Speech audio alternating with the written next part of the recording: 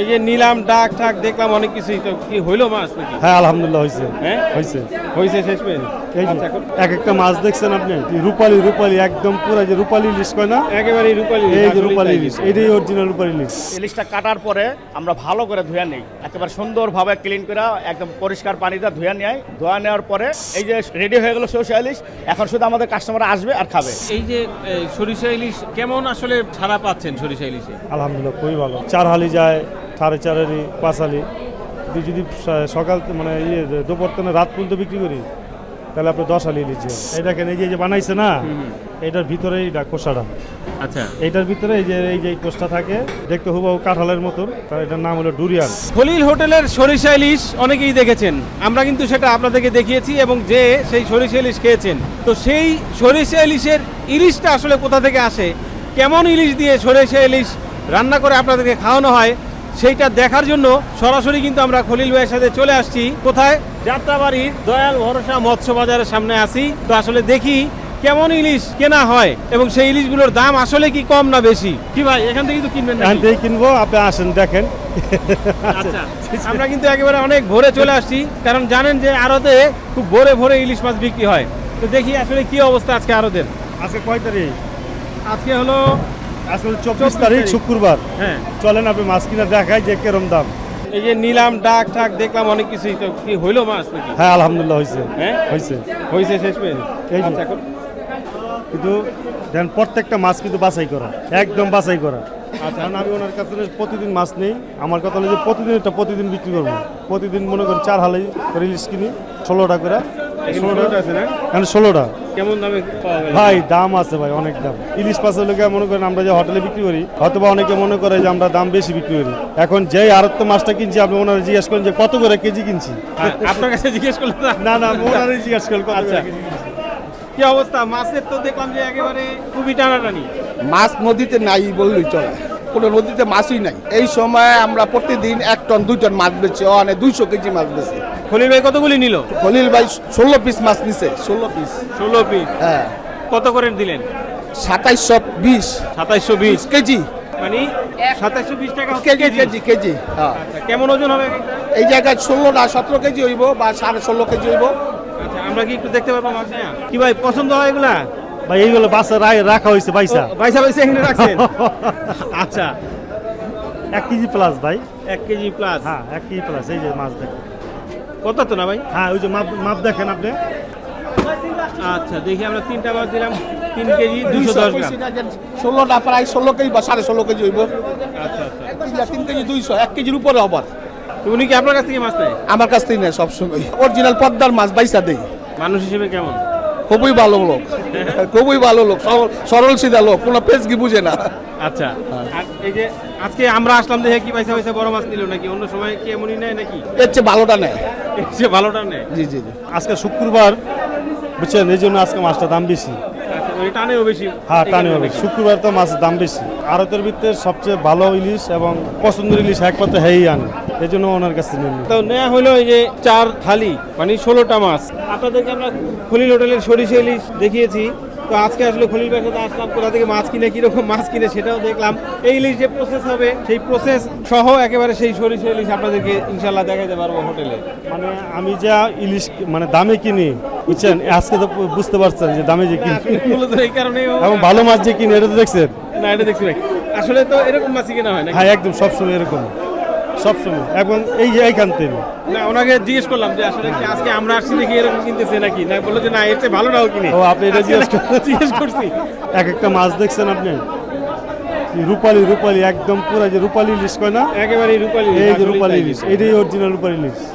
একেবারে একদম পদ্মার রূপালী সেই। গাড়গুলা দেখছেন, ইলিশ মাছ কিনবে এরকম গাড় দেখা, এরকম গাড় মোটা দেখা কিনবে। মানুষ কি মনে করে যে খলিল হোটেল যা হ্যাঁ, এই যে আল্লাহর রহমতে এরকম ভালো ইলিশ দেখে কিন্তু আমি কিনি এবং খায় যে সুস্বাদু হয়, বুঝছেন। সবাই একটা মানুষও বলতে পারবো না যে আজ পর্যন্ত যে ইলিশ মাছের একটা পাক খারাপ হয়েছে বা মাছটা খারাপ হয়েছে। আচ্ছা, এই যে আপনাদের সরিষা ইলিশ, এই সরিষা ইলিশের পুরো প্রসেসটা আমরা একটু জানতে চাই যে কিভাবে আসলে এই সরিষা ইলিশটা আপনারা রান্না করেন। ইলিশটা কাটার পরে আমরা ভালো করে ধুয়ে নেই, একেবারে সুন্দরভাবে ক্লিন করে একদম পরিষ্কার পানিতে ধুয়ে নেয়। ধোয়া নেওয়ার পরে থালির মধ্যে এটাই করি, প্রথম পেঁয়াজ দেই, পেঁয়াজ দেওয়ার পরে এরপরে লবণটা দেই, লবণটা দিয়ে পেঁয়াজটা ভালো করে একটু ডইলা নেই যাতে পেঁয়াজটা একটু নরম হয়। লবণ দেওয়ার পরে একটু আদা একটু রসুন দেই, এটা আবার ডইলা নেই, ডইলা নেওয়ার পরে আবার আমরা পেঁয়াজ ভাজাটা বেরেস্তা দেই, পরে সরষে দেই, সরষেটা দিয়ে ভালো করে একটু করি যাতে সরষেটা সকল পেঁয়াজের সাথে সকল মশলা একটা সুন্দর একটা হয়ে যায়। এরপরে দিয়ে দিচ্ছি বাদাম। বাদাম দিয়ে দিচ্ছেন? হ্যাঁ, বাদামটা। এখানে কি কি বাদাম আছে ভাই? এখানে বাদাম আছে, কাঠবাদাম আছে, কাজু বাদাম আছে, 2টা বাদাম দেই আমরা। হ্যাঁ, এটা 7 বারে, এটা একটা গ্রানও হয়। এরপরে এটা ভালো করে প্রসেসিং করে করে এরপর কাঁচামরিচ দেই, এরপরে একটু মুখে ঝাল লাগার লেগা বোম্বাই মরিচ দেই, একটু ওই বোম্বাই মরিচটা দেই। এটা তো আসলে ঝাল হয় না, সরষে ইলিশটা কিন্তু ঝাল খাবার না, কিন্তু তারপরও মুখে যদি একটু জিভলায় না লাগে তাহলে কিন্তু টেস্ট আসবে না। ভালো করে প্রসেসিং করে আবার তখন চুলায় উঠাই, চুলায় দেওয়ার পরে গরম করে আমরা আবার মিলাই মশলাটা আবার গরম করি, মিলাই, গরম হওয়ার পরে আমরা মাছটা ছাড়ি। মাছটা হয়ে গেলে আবার আমরা একটা বাগার দিই, এটার মধ্যে ঘি দেই আর সরষের তেল দিয়ে একটা বাগার দিই, লাস্টে একটা বাগার হবে সরষের তেল নামানোর আগে। এই যে রেডি হয়ে গেল সরষে ইলিশ, এখন শুধু আমাদের কাস্টমার আসবে আর খাবে। খুব ভোরে কিন্তু আমরা বেরিয়েছি দর্শক, গেলাম যাত্রাবাড়ি, কিনলাম ইলিশ। তো যাত্রাবাড়ি মাছের আড়ত কি পরিমাণ ক্রাউড থাকে এটা আসলে আড়তে যারা গেছেন তারা জানেন, যারা আশেপাশ দিয়ে গেছেন তারাও জানেন, আর যারা জান নাই তারা যে একদিন ঘুরে দেখে আসবেন। খুবই ক্রাউড এবং অনেক গ্যাদারিং থাকে, তার মধ্যে থেকে আসলে বেছে বেছে ইলিশ কেনা হলো আপনাদের জন্য যারা আসবেন এবং সেই সরিষা ইলিশ খাবেন। তবে সেখান থেকে আসার পরে নাস্তা করলাম খলিল হোটেলে। খুবই টায়ার্ড লাগতেছে, আসলে অনেক ভোরে উঠছি। তো খলিল ভাই বলতেছে যে আমার এখানে স্পেশাল একটা জুস পাওয়া যায়, এই জুসটা খেলে নাকি একেবারে ক্লান্তি দূর হয়ে যাবে, এই ব্যাপারে নিশ্চিতভাবে বলতেছে খলিল ভাই। তো আসলে এখন একটু না খেয়ে তো বলা যাচ্ছে না, একটু খাই, খাওয়ার পরে দেখি আসলে কেমন লাগে, আর এটা আসলে কি স্পেশাল জুস সেটাও জানবো, পাশাপাশি দামটাও আপনাদেরকে জানাবো। তার আগে জুসটা একটু খাই, দেখে তো ভালোই লাগতেছে।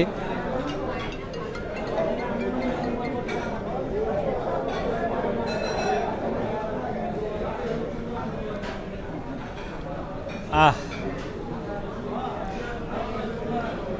মাশাআল্লাহ ভাই, এটা কি জিনিস ভাই? এটা হলো ডুরিয়ান।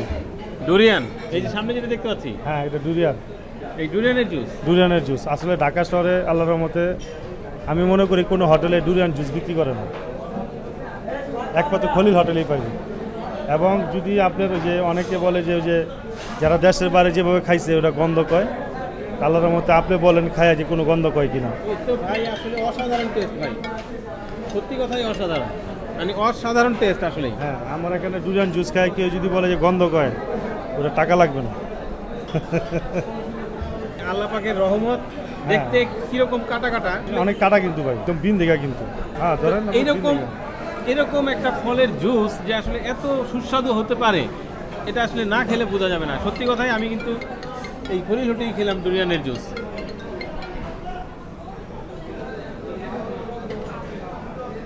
নাকি এটা কি তৈরি করায় কোনো কারিশমা আছে নাকি আসলে এরকম স্বাদ? না, এটা আমার যে জুস যে বানায় ওই আল্লাহর মতো ওর হাতের দক্ষতা ভালো বেশি। তাহলে তো মোটামুটি ভাই যারা একটু দূর দূরান্ত থেকে আসবে, আমরা তো দেখি যে অনেকেই দূর দূরান্ত থেকে আসে, অনেক দূর দূর থেকে আসে। তো আমার এরকম কাস্টমার আছে যে প্রতিদিন আইসা 2 গ্লাস জুস খাইবে, এই ডুরিয়ানের জুস একদম। এই যে ওনার বাসা ওয়ারিতে, উনি প্রতিদিন আইসেই আগে ডুরিয়ানের জুস খাইবে। না আসলে এরকম স্বাদ হলে পরে তো খাওয়াটা স্বাভাবিক ভাই, আসলেই কিন্তু দর্শক। আর বর্তমানে কিন্তু অনেক বাংলাদেশে ডুরিয়ান আসতেছে না বর্তমানে।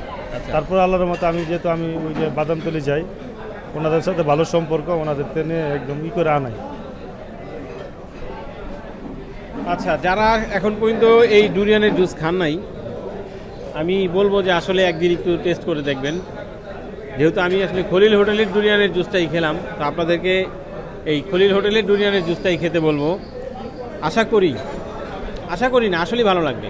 আসলে মূলত যেহেতু আমরা এর আগে আপনার এই সরিষা ইলিশ দেখিয়েছি, তো চিন্তা করলাম যে আসলে এই ইলিশগুলো কোত্থেকে কেনা হয়, কীরকম, যেহেতু আমরা ইলিশ যাতে কিনি। উনি হলো মানে আমার বড় ভাই শালা, আমার বিয়ে হয়, তো উনি যেহেতু ওনার মাছের আড়ত, ওনারা আমি বইলা দিই, উনি প্রতিদিন বাইসা ইলিশগুলো রাখে, তারপর দাম উঠায়, দাম উঠানোর পরে এটা ডাকের মাধ্যমে নেওয়া হয়। আচ্ছা, তাহলে এই যে সরিষা ইলিশ কেমন আসলে সাড়া পাচ্ছেন সরিষা ইলিশে? আলহামদুলিল্লাহ খুবই ভালো। 4 হালি যায়, 4.5 5 হালি। যদি দুপুরতনে রাত পর্যন্ত বিক্রি করি তাহলে আপনি 10 হালি ইলিশ হবে। আসলে এখন তো জানেন যে ইলিশের ক্রাইসিস বেশি, ইলিশ পাওয়া যায় না, এই জন্য যারা ইলিশ মাছ খাইবেন একটু আগে ফাঁকে আসবেন, যেহেতু ক্রাইসিস সিজন আসলে। কিন্তু তারপরে দেখলাম যে আমরা দেখছেন তো, আপনি নিজেই দেখছেন কিরকম দাম। একটা জিনিস একটু জানতে ইচ্ছা করে ভাই, সেটা হলো যে এই যে মানুষ জানুক, আপনার মাধ্যমে জানুক, বলে। এই যে আপনার মাংসের বিজনেস, ফার্নিচারের বিজনেস, জি হোটেল বিজনেস, জি, 3টা ব্যবসা প্রতিষ্ঠান, আলহামদুলিল্লাহ। আর তো নাই।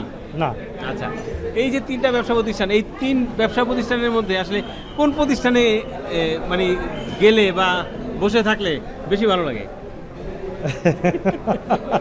সবগুলাই আপনার, তারপরে জানতে চাই। না আসলে আমার যে গরুর মাংস ব্যবসাটা, আসলে ওটার প্রতি আমার দরদও বেশি এবং ওটার প্রতি মায়াও বেশি, মানে ওখান থেকে সরতে ইচ্ছা করে না। মানে কারণ কি, এটা শুরু থেকে না শুরু থেকে না, আসলে যেটা দিয়ে আল্লাহ দিছে, মানে ওটার প্রতি একটা মানে মায়াই বেশি, যে এই মাংস ব্যবসা দিয়েই তো আমার সব, তাই মাংস ব্যবসার প্রতি মায়া বেশি, দরদ বেশি। আচ্ছা আচ্ছা, তাহলে তাহলে মোটামুটি এই মানে হোটেলের প্রতি ভালোবাসা তৈরি হইতে আরো বেশি সময় লাগবে, আরো সময় লাগবে। সব ব্যবসায়ী আছে আল্লাহর মতে দরদ, কিন্তু একটা ব্যবসা হলো যে মাংস ব্যবসাটা দীর্ঘদিনের, এই জন্য একটু মায়াটা বেশি। আচ্ছা যাক, এটা আসলে জাস্ট এমনিতেই জানার বিষয়। ব্যবসা আপনার সবগুলোর প্রতি তো সমানভাবেই মোটামুটি থাকবেই, তারপরে কম বেশি এটা হইতেই পারে। এই দেখেন, এই যে বানাইছে না, এটার ভিতরে এইটা কোষাটা, আচ্ছা, এইটার ভিতরে এই যে এই কোষটা থাকে, এই যে এটার ভিতরে এই কোষটা থাকে, এই কোষটা দিয়ে একটা জুস হয়।